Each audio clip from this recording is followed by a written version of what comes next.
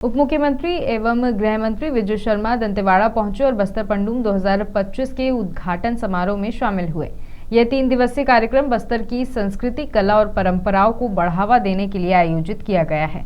सुरक्षा के कड़े इंतजाम किए गए थे। मुख्य आयोजन में दोपहर 2 बजे विजय शर्मा का आगमन, स्थानीय जनप्रतिनिधियों से चर्चा और शाम को कुमार विश्वास की रामकथा शामिल है। कार्यक्रम बस्तर की सांस्कृतिक विरासत के संरक्षण की दिशा में महत्वपूर्ण पहल माना जा रहा है।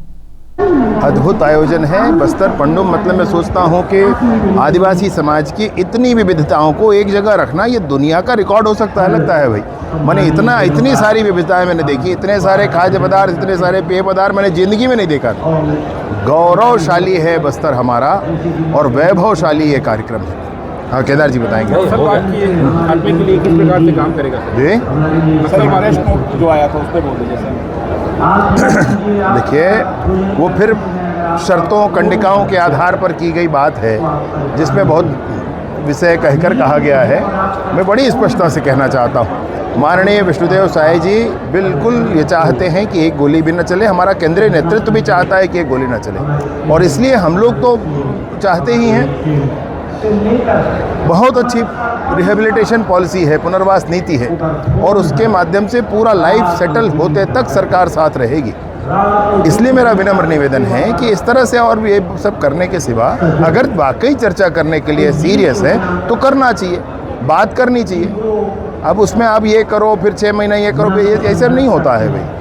बातचीत करना चाहिए, बात करने के लिए सब तैयार है।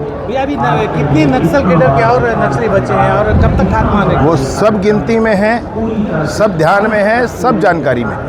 मतलब मैं स्पष्टता से कहना चाहता हूँ कि कोई ना सोचे कि किसी को कोई नहीं जानता, सब कुछ क्लियर है। नक्सलियों ने कहा है कि 400 लोगों को मारा गया है। इसमें आकलन लगाया जा रहा है कि जो बचे हुए नक्सली वो आत्मसमर्पण करेंगे या उनका भी खात्मा होगा। जिन्होंने सरकार के समक्ष आत्मसमर्पण किया है, किसी एक को भी जेल नहीं भेजा गया है, किसी एक को जेल नहीं भेजा गया है। आपके माध्यम से मैं ये बात पहुँचाना चाहता हूँ आखिरी तक।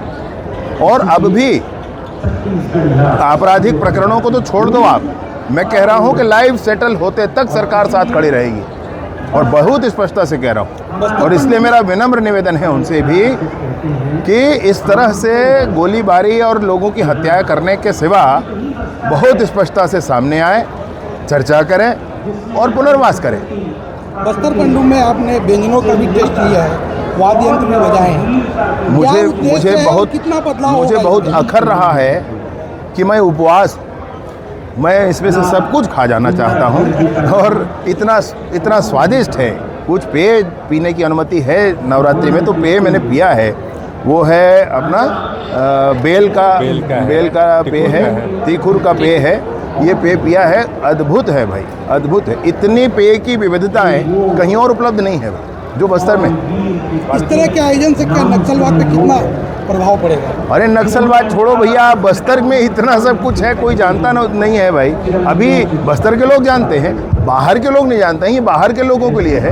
अभी सोचो आप कि कितने तरह के पेय, कितने तरह के खाद्य पदार्थ, कितने तरह के परिधान, कितने तरह के वाद्यंत्र, कितने तरह के आभूषण, कितने तरह के नृत्य, कितने तरह के गीत, कितने तरह के उनके नाटक हैं। इनको कोई जानता नहीं था। बहुत ही